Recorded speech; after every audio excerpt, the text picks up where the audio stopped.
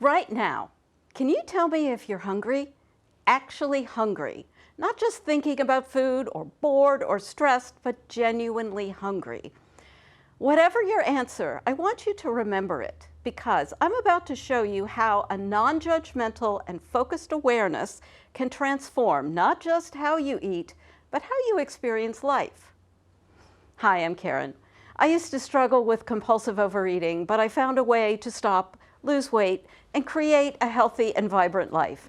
Now I help other people do the same with practical tips.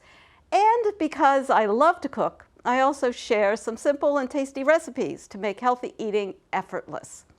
When I was overeating, I was completely out of touch with not just my body's satiety signals, but the hunger signals as well. I ate by the clock, by habit, and by my emotions, but rarely by what my body actually needed.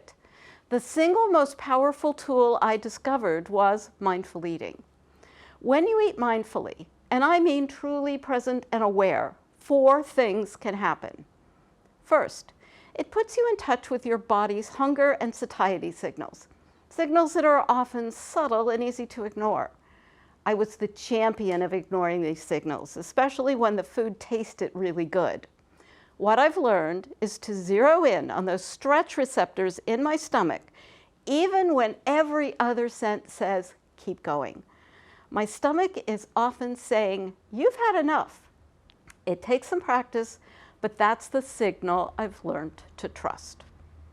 Second, it brings more enjoyment to whatever you're eating. And here's what's interesting. If you're eating something like chocolate that isn't great for you in large amounts, that full presence actually helps you feel completely satisfied with just a small piece. I love dark chocolate, and I've learned that 1 piece is plenty. I know because I've eaten 2 while paying attention, and I know it's too much. Third, when you're fully present, you might discover that a food you think you love, like that candy bar, actually isn't as pleasurable as you thought it was. For me, it was French fries.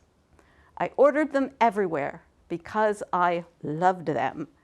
But when I paid attention, what I realized, I was chasing childhood memories when French fries were a rare treat. Once I saw that, giving them up was easy.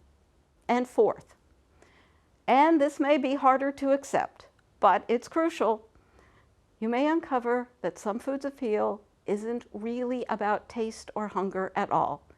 It might be an addiction where moderation simply isn't possible.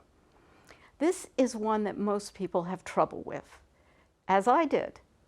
If you pay close attention to what you're eating and still have trouble moderating it, it might be an addiction.